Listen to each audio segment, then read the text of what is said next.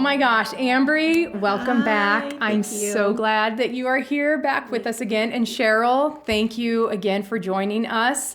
I heard from a lot of women who were so excited to hear from you and your perspective. Oh. So thank you for bringing that to the last series. Cheryl. It was awesome. Yes. Cool. And Tabi, you are new to the conversation. You're new to the table. And we're so excited to have you here as well. Yeah. But just because the ladies haven't met you yet here on the videos, would you mind just giving us a really quick, little introduction about who you are and what life looks like for you? Yeah. Okay.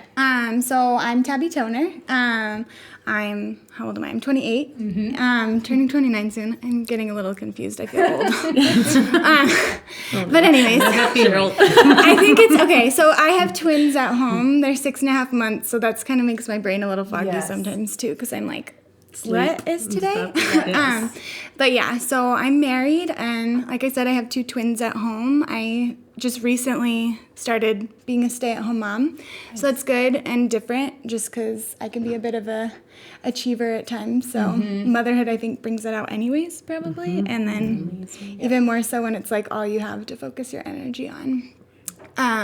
We're getting ready to move. I was born and raised in Colorado, and we're going to be moving to Maryland, which is where Sam's family is, which is really exciting because it means our babies get to grow up with their cousins and all that kind of stuff, which is going to be so fun.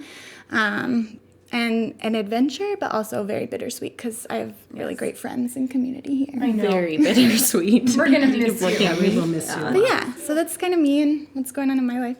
Perfect. Yeah. Ambree, do you have anything new? Has any changes from the last time you were here with us? Okay, a few changes because I was watching the last time I was here, and it was only months later that we watched it, and I was like, so much has changed my life in such a short period of time, as life does. So I was commuting at the time of the last video from Fort Collins to Denver, and now I finally live in Denver. Yay. So my life is so much easier, and I can't believe that I was ever doing that commute.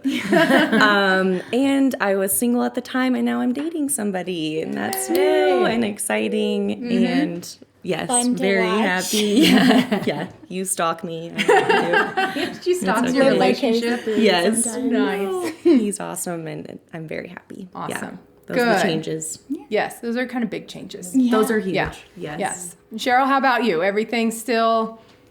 I find out that I'm going to be a grandmother, and I find out tomorrow what the baby's going to be. So that's probably the biggest change in my life is just, having fun waiting for that. Do you know what your grandma name's going to be? Like, what are you going to go by? I don't know. Somebody said Nana. So I don't know. I have to think about it, though, because they said you need to have it prepared. And it's like, no, I think you can't let the baby name you.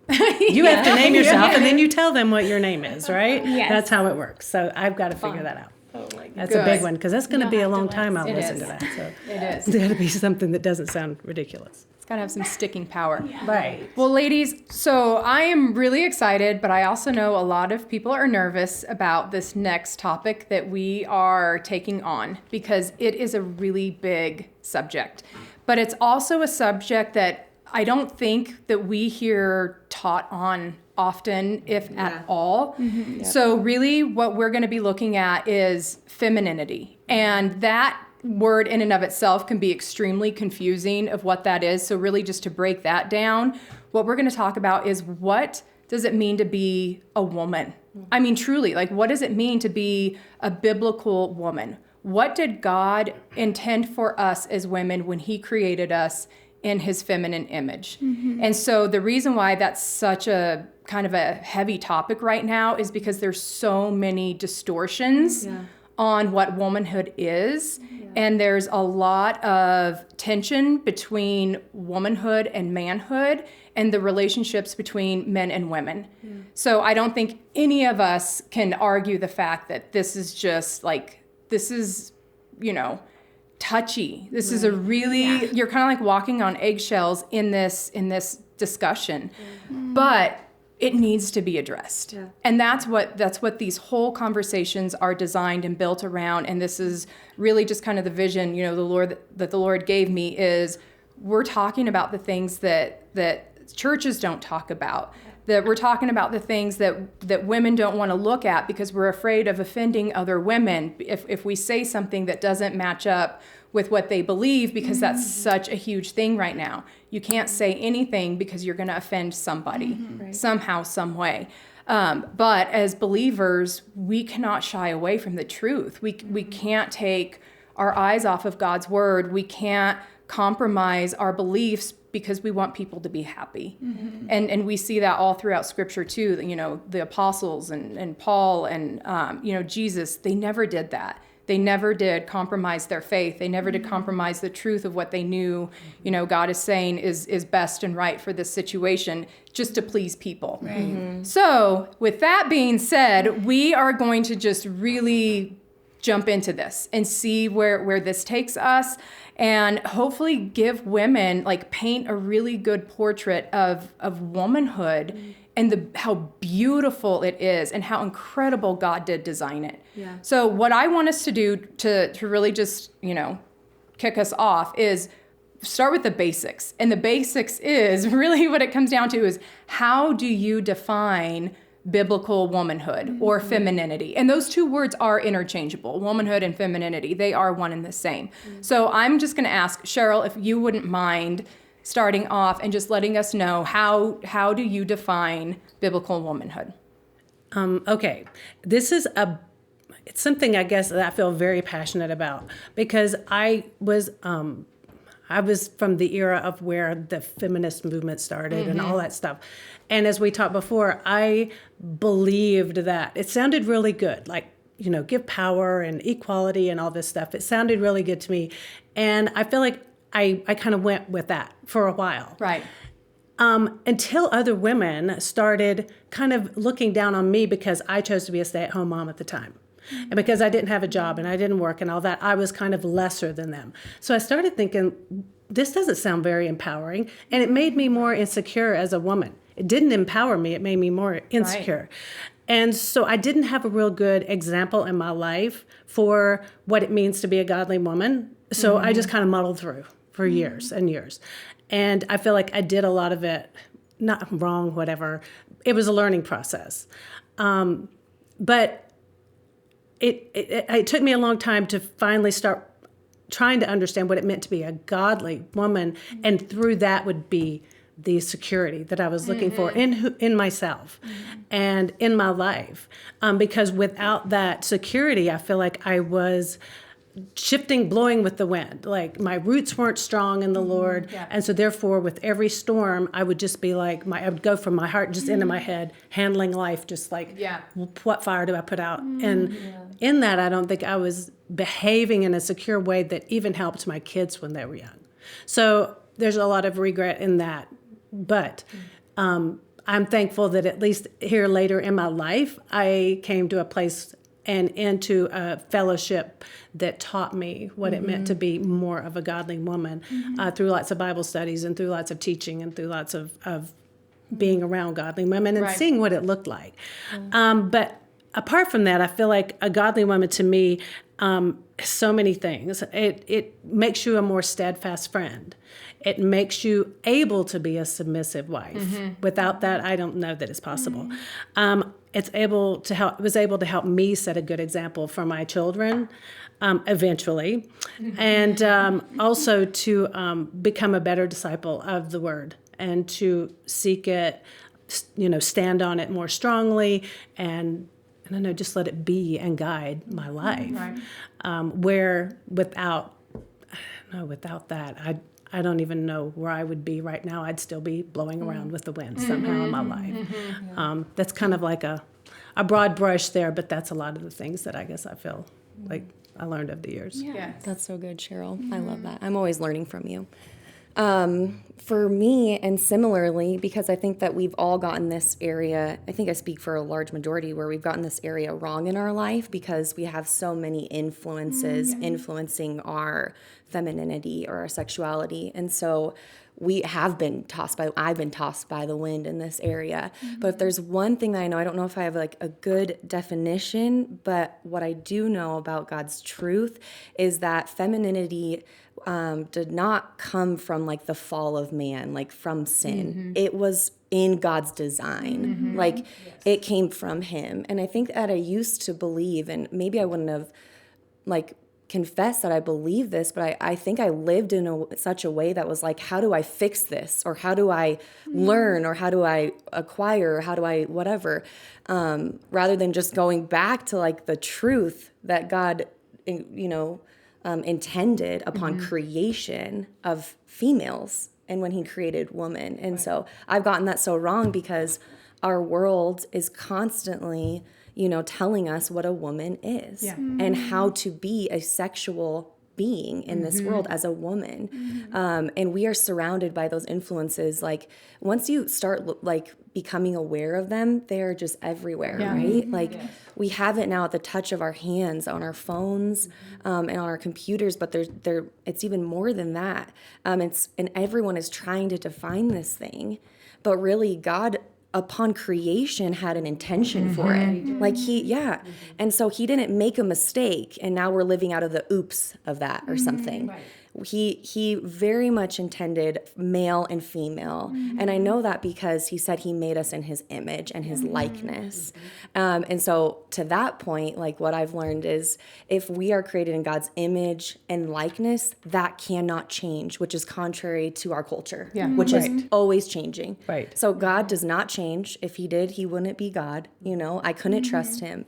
But he said, I'm in my image and likeness. He created us. And it was very good. So it wasn't bad from the start and then he had to fix it. It was very good. So we can go back to that truth rather than searching around us, which I've done all the time. I'm trying to figure out how to become a female and listening to podcasts or opening up a magazine or anything in between because we're just hungry to know when God created it and designed it and intended for it to be a certain way. We don't have to look any further than honestly Genesis 1 and 2 really, but which I think you'll get to that. So that's coming. Yes. Please help us. But it's that whole dilemma of how to be in the world but not of the world. Yes. And as a woman, it can be even more difficult at times.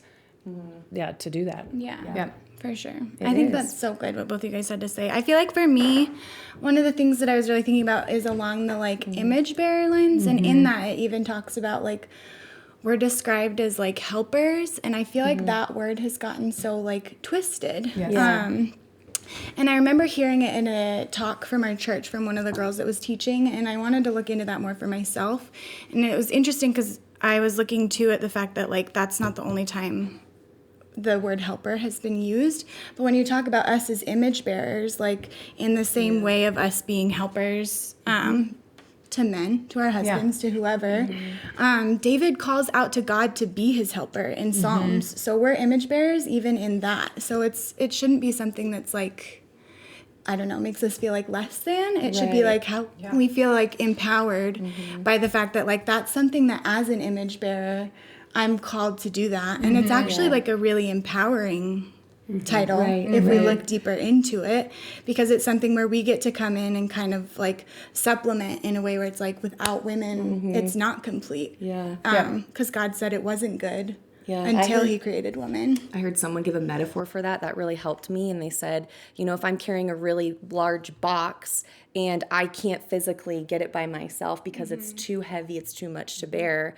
and I ask for help, like who's the stronger of the two? Like, is it the help? And it's not saying one is stronger than the other, but like together, unified, right? The strength that they possess to carry that whatever, but the helper had to come in order for that thing to be carried in the first place. So that was really and then the other place I feel like where it can get distorted sometimes is like you were kind of saying a little bit, touching on like there's something that comes from like we get so sucked into like femininity being attached to like physical beauty. True. Yes. And I've just been struggling a lot with this thing of like, for some reason it feels like we constantly have to affirm women of like, you're so beautiful, and it's like a physical thing of like, look at your hair, look at your clothes, like you're so beautiful. And I have lately just been like, is that scriptural? Is that really to like, because if anything, especially like having a little girl now, I'm thinking about like, how can I affirm her? And if like God forbid, for some reason she ends up with like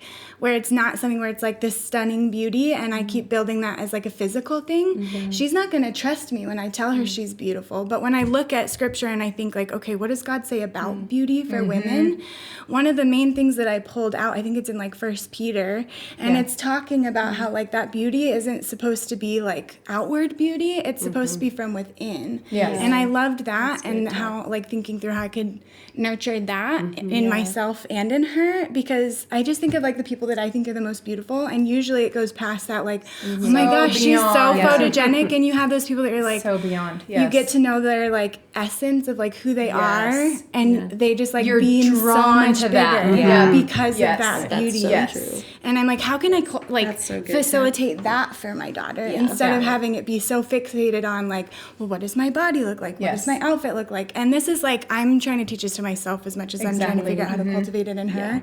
Because obviously still like, I mean, today it's like, my hair does not look like this on its own, you know? But I think there's a mixture of like, how can we still cultivate that and then also be like, aware of like, but there's times when you do want to like feel beautiful on the outside too, or stuff like that. So yeah, I feel like those are the two big things that stuck out to me, is just like being image bearers and knowing that like being a helper is actually a good thing, and things that are like called, and then also just that like beauty piece that I feel like gets so distorted. That's so good. Perfect. Wow. I love it. Yep. All of it.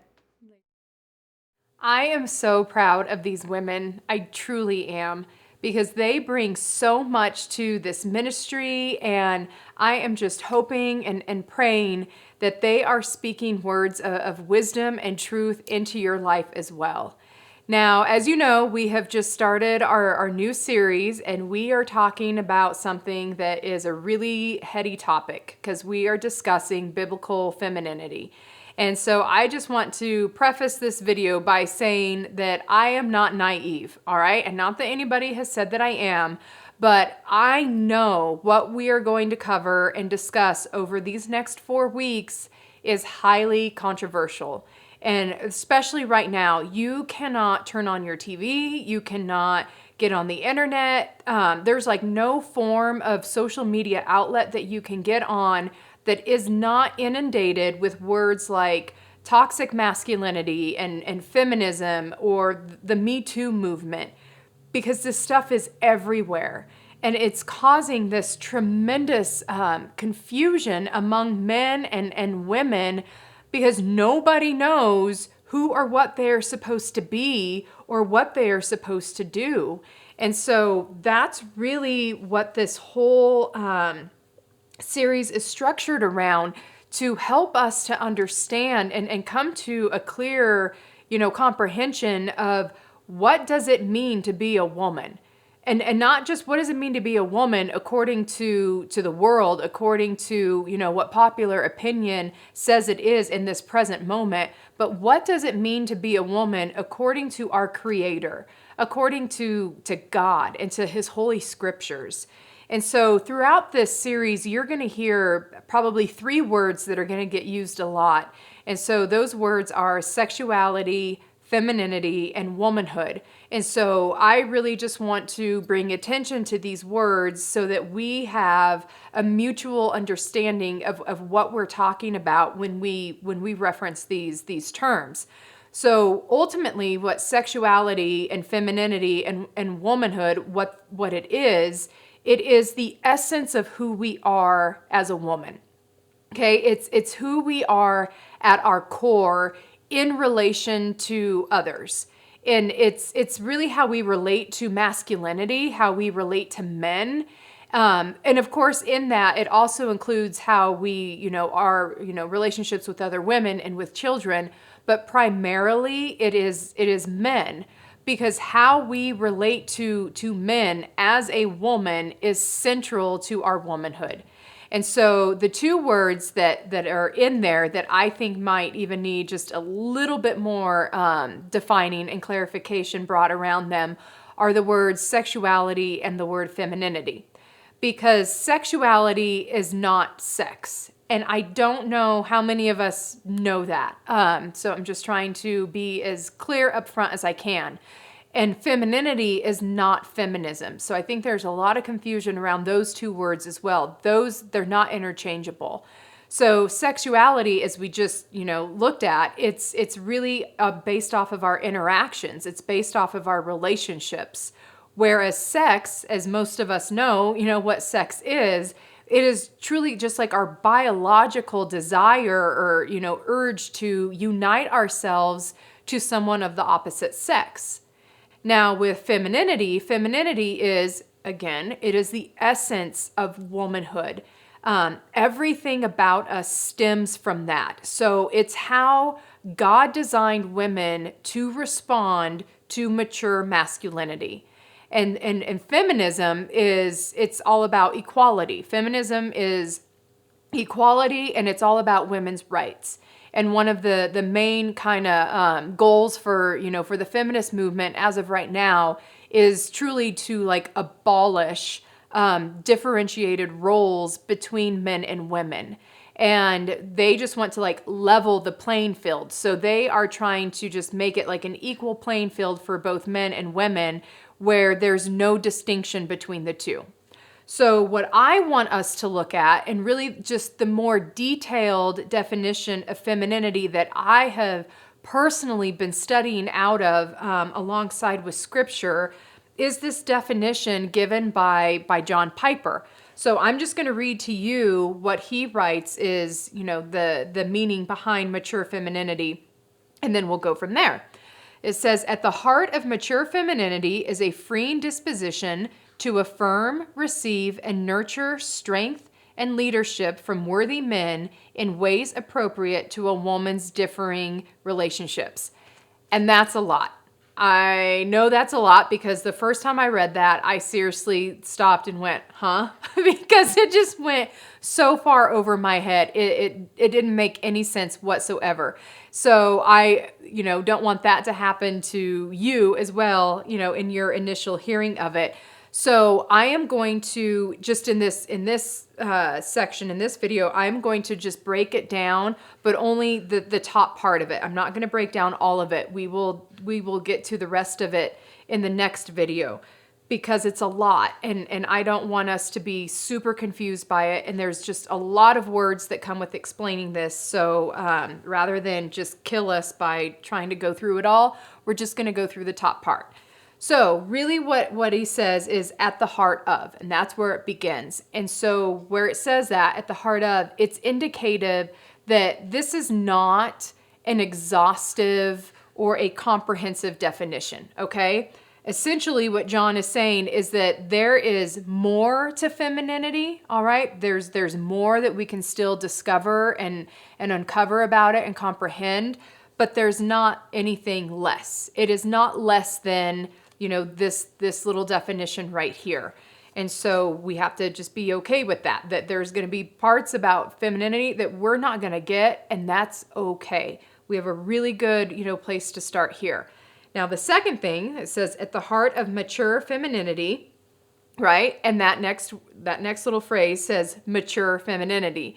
And that word mature is key, and it is very significant because it actually denotes that there are distortions to femininity. And so really the only way that we can make sense of womanhood and femininity and how it's to be lived out, like what does this look like in real life and put into practice, the only way we're going to know that is to see it as God designed it. Okay, not what sin has made of it, not what it is, right now in this world, according, again, like to popular opinion. No, it's according to God. All right, so at the heart of mature femininity is a freeing disposition. And so that right there, disposition, that means that this is more of an attitude that we as women have.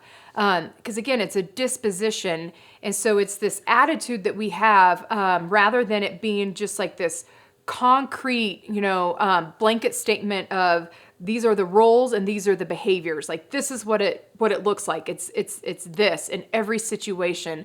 And the reason why it's more of that disposition, the reason why it's more of an attitude is because there's going to be so many situations that we as women find ourselves in, where our femininity can and will be expressed. And I love the fact that word freeing is used, directly in front of that, because it is freeing. And it is freeing in the sense that it is in alignment with God's truth in regards to his purpose, for his creation.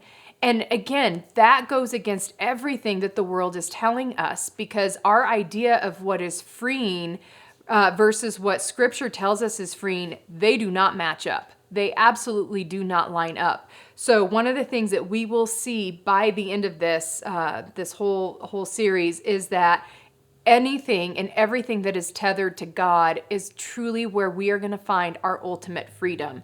As backwards as that sounds, we will eventually get there, and we will see that is true. Okay. So it says, at the heart of mature femininity is a freeing disposition to affirm, receive, and nurture strength and leadership from worthy men. And this breakdown is vitally important, because this all right there where it says to affirm, receive, and nurture strength and leadership from worthy men, this is ultimately where the controversy lies, okay? But this is also where we're going to stop. And again, I am doing this on purpose, okay? We are going to stop here because there's a lot. There's so much to unpack in that, and I just don't want us to get lost and overwhelmed by all of this. So really what I want us to do is just kind of sit tight on what we just talked about, and just kind of help to get in that headspace of understanding and trying to wrap our minds around just kind of like that beginning piece of it. And so while we do that, as we prepare for the next 3 weeks, because we are going to get into this much more in depth and really kind of intrusively, I just want us to camp out in Genesis. And I'm going to give you the specific verses that I want us to be in, because all of our focus, again, for these first 3 weeks are going to be placed on what was happening, what was God's original intention and his design when he created, man and woman, when he created us prior to sin. We're looking at everything prior to sin, because what happened is that when sin came in, it corrupted everything. It corrupted, what God instituted. And not only that, but now in the world that we live in, the world has come in and it has corrupted greatly the loveliness of womanhood. So the verses that we're going to be in is, we're going to be in Genesis. We're going to be in chapter 1, verses 26 through 31.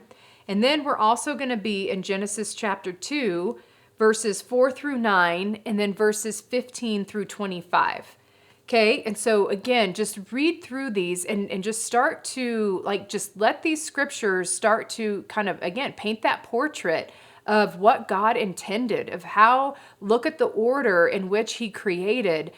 Just start paying close attention to that, and we will go through all of that as we continue on. And so also, I just want you to know that I am praying for all of us women, for every single one of us, to enter into this series and into our time in Scripture with a heart that is truly just receptive to God, and also to his word. I don't want us to come into this just with this really unyielding heart towards him, because we think we already know what it means to be a woman, or we're afraid to hear what God has to say because of what that might mean for us and the way that we've been living our lives and the way that we've been approaching our relationships with men.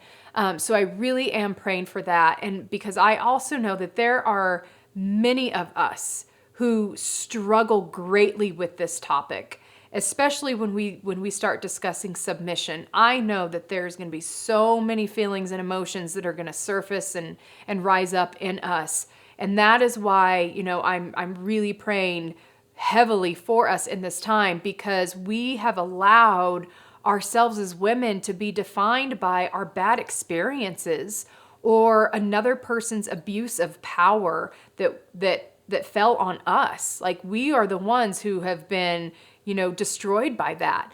And so just know, again, I am covering, this series in prayer. I am covering you ladies in prayer.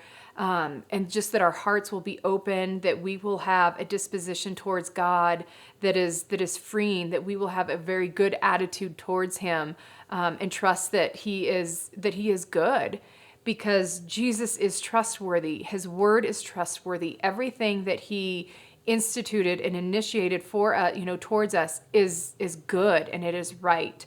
So just know that we are not going into this lightly. I am not, skipping along into this either. I take this very seriously because there's so much, there can be a lot of baggage that surrounds this for a lot of us women. So I just want you to know that. And I hope that you come back, because there's some incredible truths and just revelations about femininity and womanhood that we are going to discover together. And I'm super excited for that, because this has truly just reshaped my whole understanding of what it means to be a woman created by God, and what that looks like in my relationships with men, especially for me, my husband. So I can't wait for you ladies to join us as we continue on, and have a wonderful week, and I will see you next time.